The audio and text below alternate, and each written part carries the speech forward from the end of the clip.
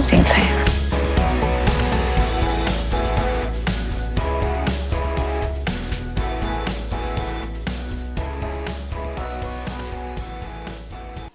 Oh my gosh. Hello, everyone. Oh, so, I haven't done a podcast episode in a while. I've been busy with college, but I was able to see the new Black Panther movie today. And when I tell you that this is the best Phase 4 movie, and probably the best Marvel movie we've gotten in a while, I mean it. It's amazing. So much emotion. And like you can feel the grief, and it was just like it was really almost like a tribute to Chadwick. And oh my gosh, I like you couldn't even tell that the movie was beginning until you see like Shuri in her lab. She's running around, she's doing all the stuff, and you're like, wait, what is going on? And she's trying to create something to cure her brother's illness. And then her mother, Ramonda walks in and just has that face, and it was so heartbreaking. My gosh, I'm gonna be real, I was crying, okay? And then the intro, like the Marvel intro, and it was all Chadwick, and it was just silent, was just really beautiful, like beautiful. And I cried. Okay, I got teary-eyed at other parts in the movie, but it's amazing, and there's so much emotion and great acting. I would like to start I mean, I've already started, but this episode's not going to be edited because I can tell you I'm going to go on a rant because there's so much to talk about in this movie. I didn't take notes during the movie because I'm not like that person, but I was able to jot down a few things note-wise.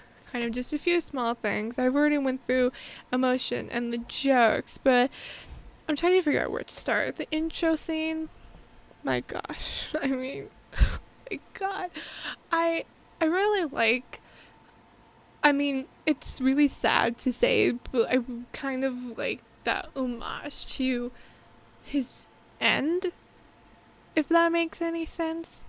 Like the fact that he was ill, but Shuri couldn't fix, and she's trying to get the herb ready, you know, that Killmonger burned, and we'll get to Killmonger, okay? But she's trying to make the herb, and she can't like synthesize, she can't print it, she can't synthesize it, and then Chadwick's gone, and then you have that beautiful, like, sad and so emotional funeral scene, and it was just like incredible. And I did cry, and I'm like, oh my gosh, I didn't want to cry. I'm trying to hide my sniffles, and it's terrible. Like, oh my gosh. Oh my gosh. And then we can talk about like the action in the military. I kind of was partially right in that like the military was the enemy. Like I get the Namor was the enemy. Like obviously they fought like that, but in a way Namor was trying to attack the surface world, you know, Earth. And Shuri says, well, you can't, you know, basically like you can't do that. And he said, like, you said you wanted to watch the world burn, you can do that with me. And I mean, they only attacked because they were in their territory. Sure, their territory of the Nalokeen was unknown to everybody, including the Wakandans. But, I mean, they attacked the military, and they kind of had a right. Like, if you think about it, they did. And then you see, like, Namor's, like, flashback of him losing his mother and his mother being buried, and, like, these, like, people on the land are slaves, and they're being whipped. And Namor means like the child without love. And the name is kind of ironic because if you think about it, he went up to the surface world to bury his mother, who he loved, and he just lost her. That was also pretty sad. It's definitely like Killmonger in that sense, that you kind of almost like sympathize with Namor, and you sympathize with Killmonger. I mean, you can see like, yeah, the people colonized the Africans, and the Wakanda was hidden. They didn't want to help anyone when so many people like them needed to be helped. And you understood Killmonger and the idea that that their history, their civilization has been almost wiped out in a sense. I mean, you had slavery and had everything else that they endured. Killmonger was only trying to be at one with his culture, and you kind of feel that way almost for Namor in a sense. Like he was the kind of the bad guy, but it's hard to even call him the bad guy or the enemy in this movie. He was just really amazing.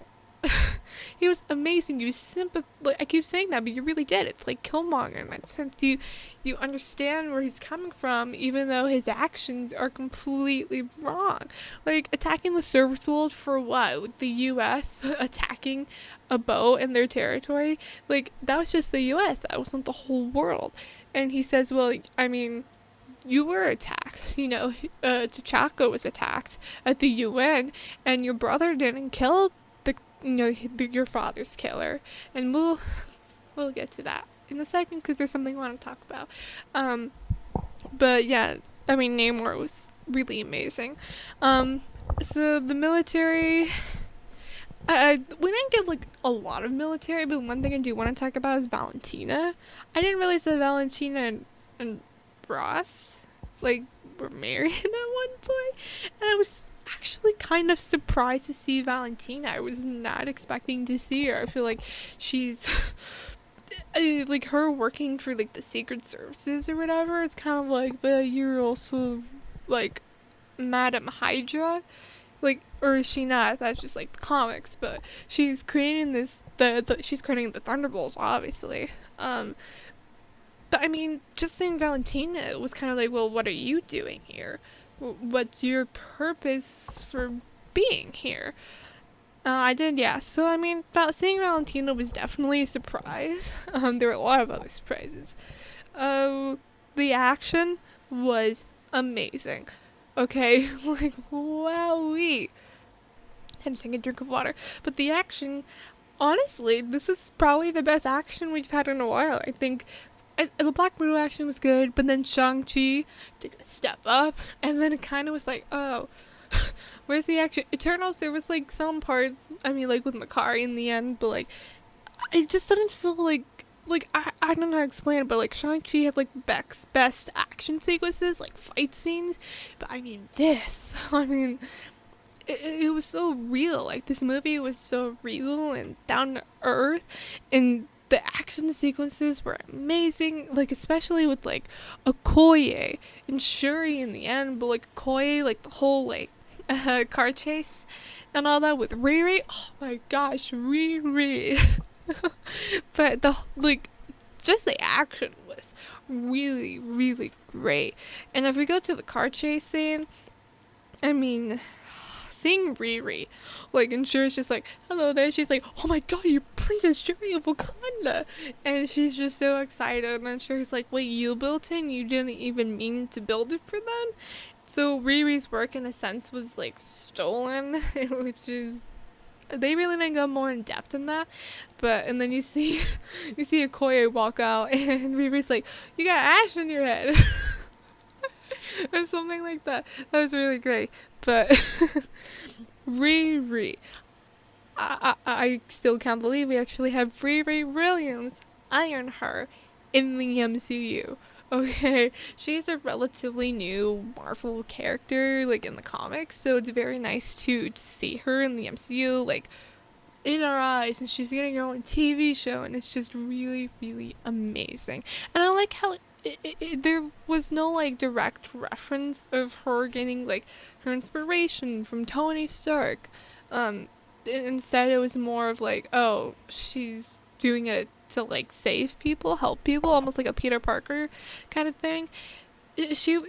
I'm sure she got her her inspiration from Tony, but she's doing it because of her dad, in a way. I mean, she says that he was a mechanic and he's gone. I don't know if she ever said he was gone, but she said he was a mechanic and we worked on this car together, and all of this. And you can see that's where she gets her attachment to like engineering or mechanical stuff, which is very great. If you don't know, Riri lost her father and her brother, I believe, like at a robbery. I believe the robbers shot them in the heart. That's why she's Ironheart. But it was really great to see Riri. She's amazing. I think Dominic is doing a great job with Riri. Let's just talk about the acting, because just the acting was really amazing. So let's talk about it. The standout people for Angela Bassett, Lupita, Denai, and Letitia. And I know that like when the filming was going on, we heard things about Letitia, but let me tell you something. She can act. The emotion she brought, like everything that she went through in this movie is shown and acted. Like just it's so amazing what Letitia was able to do, and even Angela. Like I think a lot of people kind of guessed that her character Ramonda was gonna die, but even though she wasn't there, like for maybe she was there for half of the movie, her presence is still so felt throughout the whole thing. I mean, just in the beginning, her acting in her like this throne room with her and Okoye or Denai, like they acted it amazing. Oh my gosh, it just the acting in this is so amazing. Angela Bassett, wow. And then we go to Lupita, who, while we didn't see a lot, you can see her pain and her grief for losing Chadwick. I mean, we see in the end credit scene, or the post-credit scene, that they had a child together, and T'Challa named him after himself because he knew that he was gonna die, and that is just so sad. But I mean, you can see her grief and her loss, but she's trying to be strong, not only for her child, but for, Shuri, who was who was T'Challa's brother. They were siblings. I mean, it's just so amazing. And then Denai, oh my gosh. Like, that throne room scene where she's crying, and it's just, she doesn't want to give up her spot as the general, but she completely understands why. Oh my gosh. Like, and then the guy who played Namor, I can't say his name. I can't even say Namor correctly. But he was also great. You really make him, like, you really sympathize with him, and he played it amazing. You sympathize with him, but you're also angry at him. You're like, how can you not see the truth of what is actually going on here? Wow. And then we go on to, let's see, we got a Thanos mention. I would like to say that. I don't know the last time we got a Thanos mention. We've gotten like Snap and Blip, but I don't know if we got a Thanos mention. Which is small, but I just thought it was interesting. So going back to like Namor and Wakanda, you kind of see two, like, I don't want to say opposing cultures, but two different cultures. You can say three if you count like the other world, who we are, where we live. There's just so much like culture. You see the backstory of the Telecon. I can't say it, but you see their culture and their like where they come from, and then we know Wakanda's history because of the first Black Panther movie. We see more. You see the funeral scenes, and scenes, too dead. Oh my gosh. Anyways, there's so much like culture that was explored in this movie. And speaking of culture, I think we could go on to Killmonger. Oh my gosh, let me tell you, when Shuri like took the herb, she's around, and then you see the throne, and you're like, oh, it's her mother. But then she goes around and you see Michael. You're like, it's Killmonger? What? You're just like, oh my god, I don't even know how to feel. Why are you here? How is this happening? He came back for Black Panther movie and it was hidden this well? What is going on? But he came back, Killmonger's back, and he says, are you gonna be like your brother, full of honor? Or are you gonna be like me and get it done? And Shuri takes the route of Killmonger, and in the end she does what T'Challa did.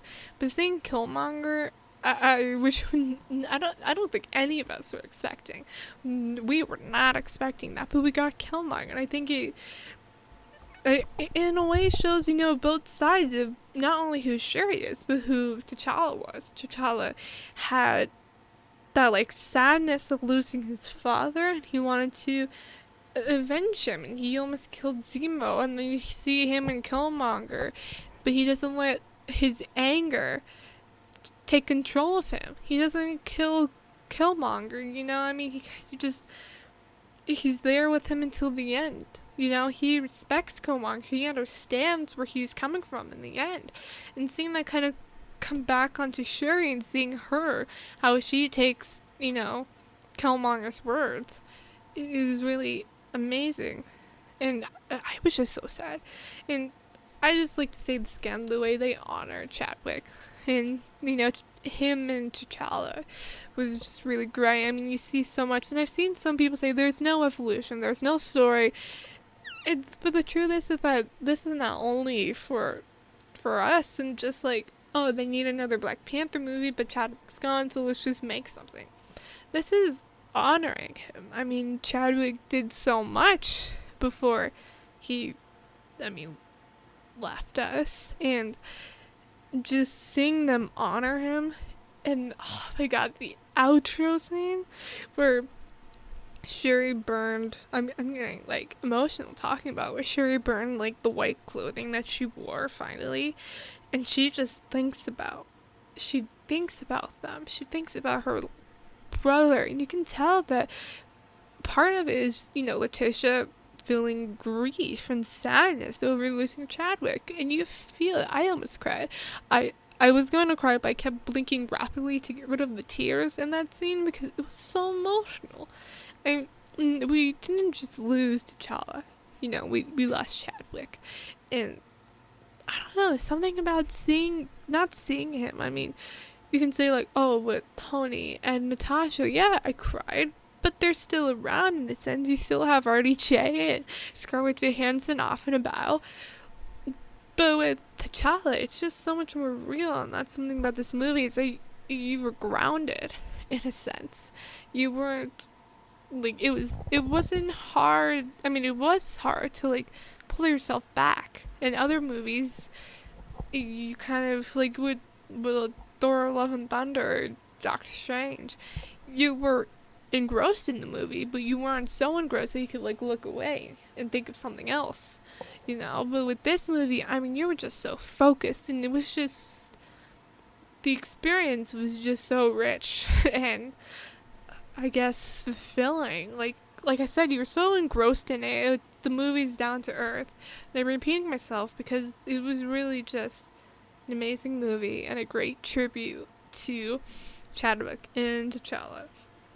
And if we go to Shuri, like I said, we all seen and heard about Letitia, and kind of, we don't know really what's true and what's not, but she can act, and she lost her brother, and then whenever her mother dies, and she saves Riri, but not herself, and they have to hold her back, and it's just, my god, I almost cried there too. I was like, oh please, not again. Oh my gosh. It was so sad. Just seeing them have to hold Shuri back to not get to her mother. And she lost the only family she had left. She lost her father, and years later she lost her brother, and then she lost her mother not but like a little after a year. She's lost everyone of her family, and it's so sad. There's so many people saying Phase 4 is just emotion, it's sadness, it's depression, which is true. The only happy thing we've gotten is what? The I Am Groot shorts, which I have not watched, and I will not watch, I don't think. The Falcon and the Winter Soldier, in a way, but there was so much, I don't want to say darkness, because it was kind of dark. She-Hulk was, I guess there was always some sort of like depression or like, underlying message of the story. And I guess, only happy endings we got: The Falcon and Winter Soldier, She-Hulk, and believe that is it.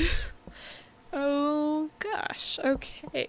Well, going on, I kind of did. I talk about the bridge scene with Okoye? I did. That was just amazing seeing her fight. Just the way she fights, the way the Dora Milaje fight. We get to see like two different cultures fighting each other when they're really almost one and the same. So her fighting those Talo Talo Talocan Talocan, so hard. Her fighting them and her like being amazing at fighting, like wow. But she still loses because of their like super strength. Wow. Like Okoye can fight. Okay, so let's go on to Shuri. Oh no, let's talk about a little more about the Ramonda and Okoye. Just her acting, their acting, like, they're arguing and she's just standing there with tears running down her face and Okoye is just like, I tried, our princess is gone, it is my fault, but I've given everything to this. I've given my whole life to the Dora Milaje. Like, this is who I am. Was wow. Oh my gosh. It just, you couldn't help, like, you couldn't look away the whole time, but that really captured your attention. Just it captured your attention. There was so much tension in that scene. Like, oh my gosh. Let's go on to so we see, obviously, whenever Riri was working on her suit and Shuri was once again working for the herbs, or the hard herb, and she finally got it, and she's just like, I wish I could have done it sooner.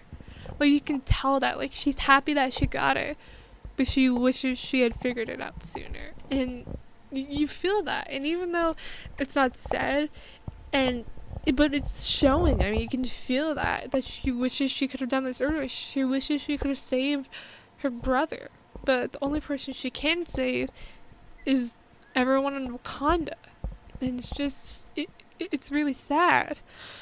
Oh my god. Oh my gosh. So let's go on to the Shuri and Namor fight scene. It was like really brutal. We see Shuri in a way we've never seen her before, in a way we thought we would never see her.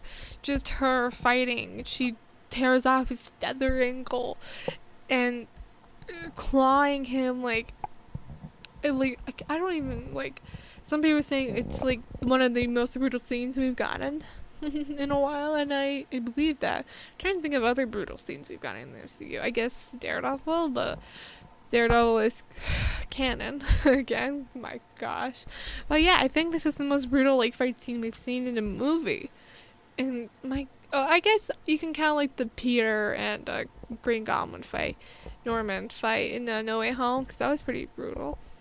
But yeah, I mean, I kind of like the brutal, like gritty fights. But just Shuri and Namor fighting, and he's trying to get to the water, and she's just stopping him. She was gonna take herself into the explosion, and then she takes that spear, holds it against his neck, and she sees her mother, and she thinks, I can't do this. And this is something that, like, almost made me cry again. I can't remember exactly what she said, but I'm pretty sure it's a direct reference to what T'Challa said in Civil War. He had said, vengeance has consumed them. I would not let it consume me. When he's talking to Zemo, he's gonna kill Zemo while Tony and Steve are fighting, and he says that to Zemo, and Shuri says something along those lines, and you can only think of him. You were like, oh, I almost cried at that, because I was like, I know that. I was like, I know what you're doing to me. I know what you're doing to me. Oh my gosh, it was so emotional. I don't remember exactly what Shuri said, but it was definitely a direct reference to what T'Challa said. And then if we go on, we talked about how he has a son, and oh my gosh. And Shuri just kind of looks at him, and I forget what he said his name was, and then he was like, can you keep a secret? And he says that my name is T'Challa. It's after my father, King T'Challa. And Shuri just kind of looks at him and is like, you I can't believe it. You know, like some part of T'Challa is still living on in his son. And I mean, kind of like, you know, everyone in the cast of the movie, he lives on. This, like I said, this really is just a tribute movie to him. It's tribute. And it, I really hope this is not the last time we hear references to T'Challa. I hope there are more. I hope it's not just, oh, like a one-off and he's gone. We never hear anything about him again. I hope we hear more about it. I do. I hope we can hear more about, I mean, T'Challa being gone and Shuri being the Black Panther instead of him. Like, I hope we hear this. I hope there's some reference of the news going on that T'Challa died and like Queen Ramonda died. Like, I really hope that. I really hope. Didn't catch how far it was. I think it was like what, a year after the blip, I want to say. So 1 year after the blip. So that means oh my gosh, what's her name? T'Challa's girlfriend. Whoever Lupita played, I can't remember her. Nakia. Oh my gosh, Nakia. So she wasn't snapped, so she kind of went through that pain and loss of feeling like T'Challa, and then he came back for a year, and then he was gone again. I mean, that must have been so hard for her, you know. And I guess Shuri, I don't know if Ramonda was snapped. I think she probably was, because it seemed like Okoye was kind of leading Wakanda whenever Natasha was talking to her through the holograms. So we can assume that kind of that whole like tiny little threesome family of theirs was blipped, and Nakia was alive. She gave birth to T'Challa's son. But I think it's really great that, you know, they said that T'Challa got to see him and that Ramonda got to see him. But I mean, just there's so many words for this movie, and I cannot wait to watch it again when it comes on Disney Plus, even though I know I'm gonna cry and that it's gonna be heartbreaking. But it's just an incredible, amazing, emotional roller coaster of a movie. The fight scenes are great, the emotion, the acting is great, the music. My gosh, the music was really, really great. Just especially whenever Shuri and Namor are kind of on the thing, and she goes, what does she say? She says, did she say Wakanda Forever, or she says something else? And then Namor says something, you know, kind of their like cultural things. He says like kneel. And then maybe Shuri did say Wakanda Forever. She goes, Wakanda Forever. Wakanda, I think she does. I'm trying to remember on that like plane thing, but I mean, seeing them, you know, there are two different cultures, but they kind of in a way want the same thing. Yeah.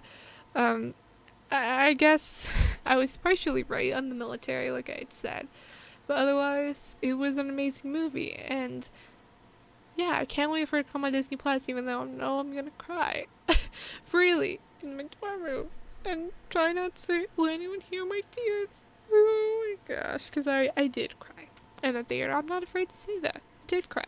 I almost cried multiple times, okay? Did I cry No Way Home? Yes, it was when May died, because I was very emotional. Okay. Oh my gosh. Yeah, I didn't cry any other time. Like, when Wanda died, I felt nothing. When Tony died, I felt something. When Natasha died, I felt something. But yeah, just an amazing, incredible movie. The music was great as well. Oh, that's what I was talking about. Whenever they were, I totally forgot what I was talking about.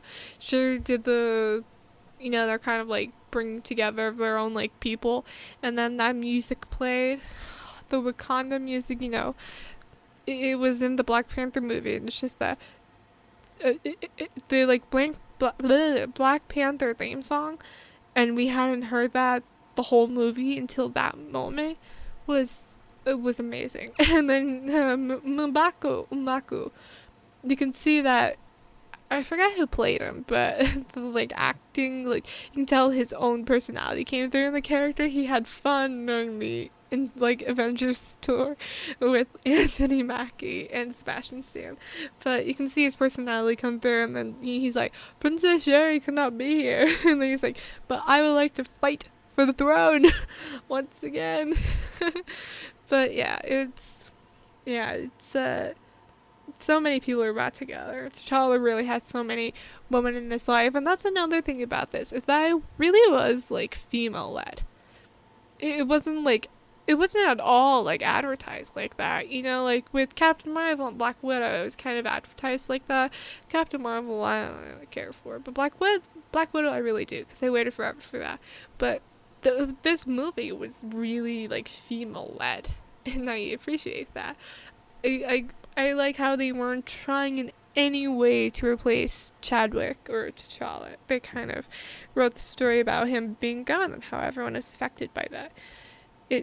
I'm gonna keep talking about and saying the same thing over and over and over and over again, so I'm gonna try and quit. Okay, we're gonna go over my list once again. I did change one, because the more it's sad, the more I'm like, huh. So we're gonna go through all the Phase 4 movies. We have 7 of them. We're gonna get the Guardians of the Galaxy Holiday Special, which will technically be the actual end of Phase 4, but it's gonna be on Disney+. So in terms of the end of Phase 4, you can say it's Wakanda Forever or the Guardians of the Galaxy Holiday Special.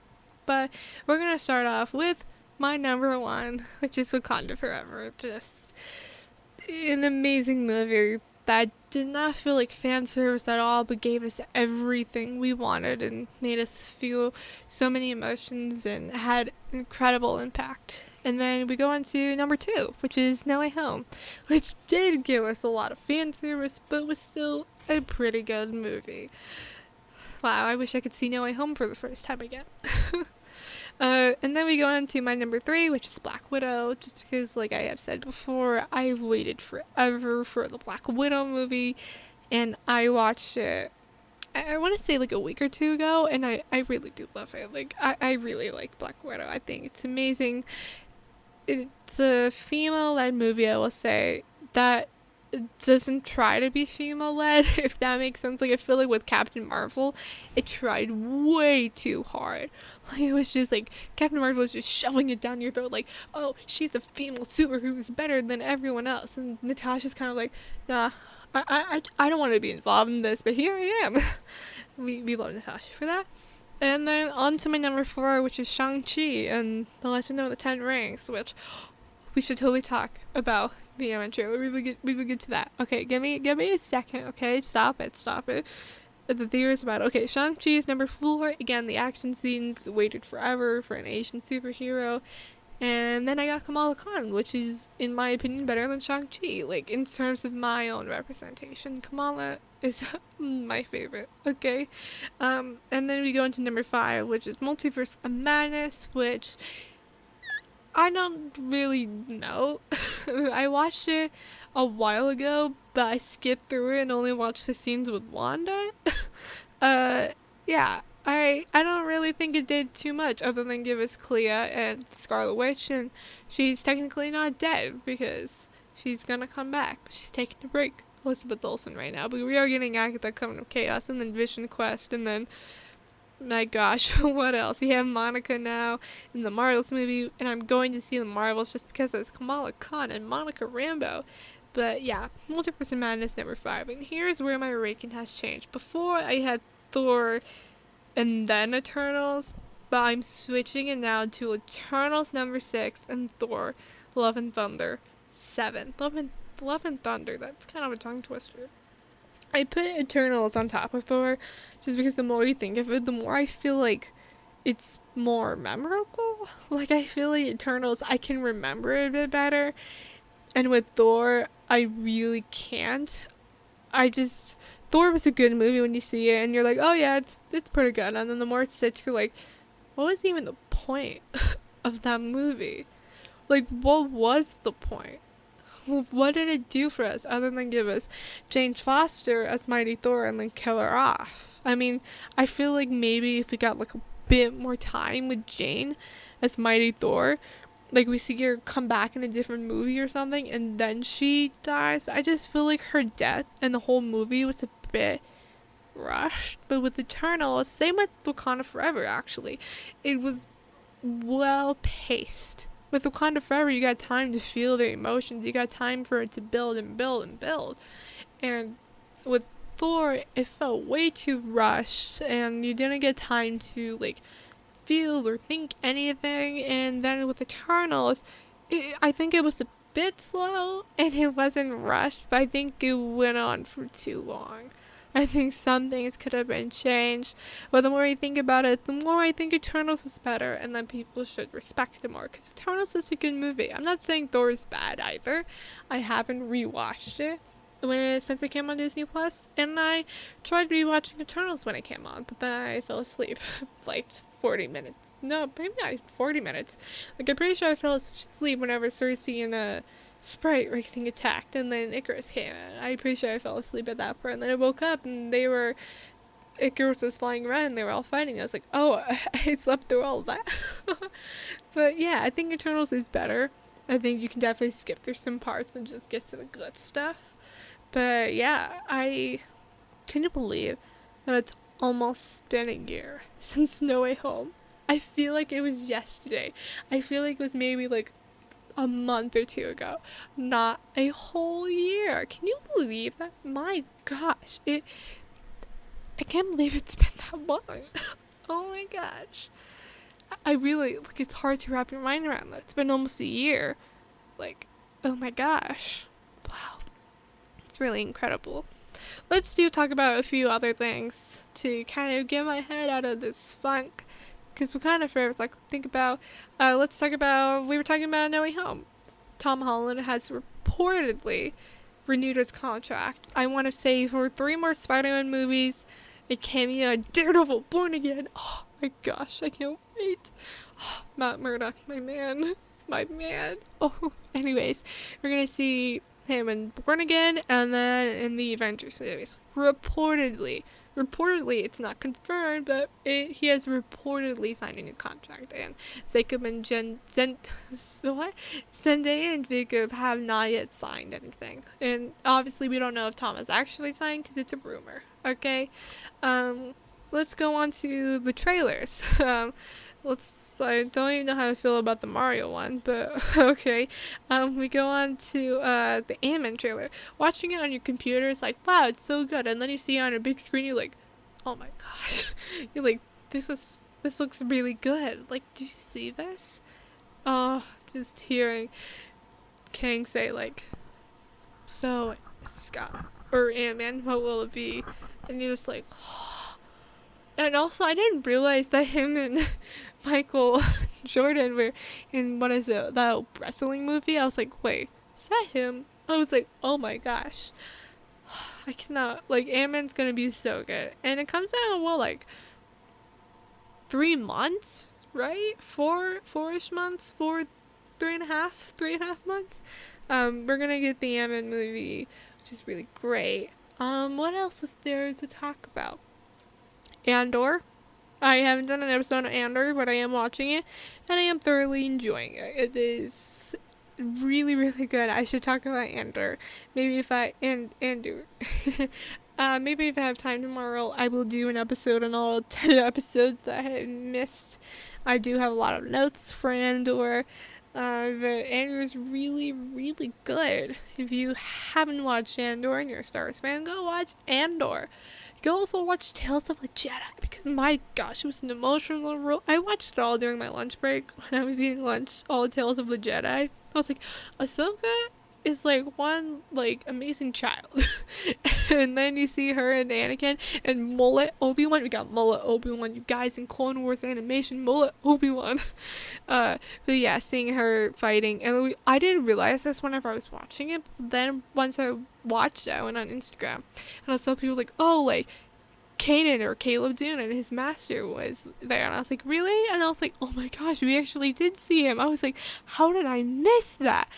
But yeah, it was really great to see. We do miss the Rebels, Star Wars Rebels. We miss the Ghost Crew, and we miss Ahsoka Tano, and we miss Anakin Skywalker, and we do miss Obi-Wan Kenobi.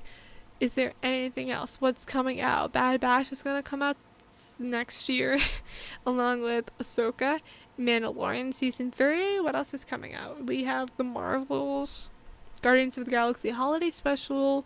I can't really think of anything else, I don't believe. I don't think so. So, yeah. Thank you guys so much for watching this episode. I am not going to edit it because it is currently 7:30 at night. And this is right now a 40-minute long episode, and I don't feel like going through it. And I did say it was not going to be edited. Enjoy the unfiltered version of me. Go ahead, watch Wakanda Forever. If you haven't already, why are you watching this? Why are you watching it? And if you haven't watched Andor, go watch Andor. Great movie, great experience. I would not trade it for anything. And yeah, I don't know what else to say, I guess. Maybe give yourself a moment of silence for Chadwick, because that Marvel intro, and it was just silent, completely silent. You could, like, it was just silent in the theater. Give yourself a moment of silence to, pay tribute to Chadwick Boseman. So, thank you guys so much for listening to this episode of the podcast. I will see you all later. Don't forget to check me out on my website, multiverseoftheforce.wordpress.com. I have a TikTok and an Instagram, which are both at Multiverse of the Force, and I have a Twitter account, which is Multiverse Force. I don't know how to use Twitter. I barely am on it. That's how I get some news. But yeah, go ahead and check me out on those social media stuff. And I will see you guys next time. Goodbye. Okay, wait, you guys. I know I ended the episode, but I was getting an outro little scene for the podcast. And I was waiting for it to download, and I went on to Tumblr, and I saw so many things that I just need to talk about now. Okay, so we see one of the things I saw was I kind of talked about it, but this post really goes in depth about it. This UN and the CIA were a threat to the protagonist, but they didn't even have to try to get Wakanda and Talokan. That's how you say Talokan. They didn't even need to intervene to get them to fight, and that was really the goal of it. They fought over they fought, and there was no need to. And I mean, the CIA, the government, put them against each other, and there was no need. I mean, they go through the same exact thing. They saw beauty in each other's culture, so why do they have to tear each other apart? We should all appreciate our cultural differences, and the only way we stand a chance against the effects of colonization and the systems set in place today is if we continue to find ways to support one another and stand together, instead of doing the work for the oppressors and tearing each other down. So that post was by the Cindy Mistuff. Let's go on. Oh my gosh. So this is when Nakia says, "But to me, he was everything, my T'Challa." And it's just basically saying that, no matter what, even in the first movie, she was like, "I don't need you to be anybody else." You can tell she just wanted him to be him. And, oh my gosh, T'Challa was the king of Wakanda, the Black Panther, a symbol of hope to so many. But to Nakia, he was her love. He was her child's father. He was her everything. So this is really sad. It's Avengers with 2 R's. Okay. Oh, so I didn't even realize this, but, I think it was Civil War, or maybe Black Panther. T'Chaka says, "A man who has not prepared his children for his own death has failed as a father." And then Nakia saying, "Your Baba prepared us for his death, didn't he?" And their child's name is Toussaint. I hope I'm saying that right. Nodding with a smile. And, okay, so he says T'Challa might not have had a lot of time with his son, but both him and Nakia agree that he succeeded in being a father, even between being snapped by Thanos and serving as king of a country. It's also a great contrast to Killmonger, who was also left behind from the throne and left unprepared for his father's death and not accepted by Wakanda. Little Toussaint grows up in a country other than Wakanda, but he still has love and preparation and acceptance and the nobility to carry on his father's name both literally and figuratively, just like a new generation of Black children were equally inspired by T'Challa in real life. And I saw that and I was like, oh my gosh, because the truth is that he inspired so many, not just T'Challa, but Chadwick, and he's an inspiration to a lot of people. I mean, there's no like arguing with that. He was a true inspiration, and I just thought I would share that all with you. Oh, that post was by Nish Inoya Stash Angel. Sorry, but yeah, it just an incredible movie. I saw one complaint, and it was that the underwater scenes needed more light, which I can partially agree. But yeah, I'm gonna actually end the episode this time. I just saw that, and I thought I would share the sadness and the beauty of this movie.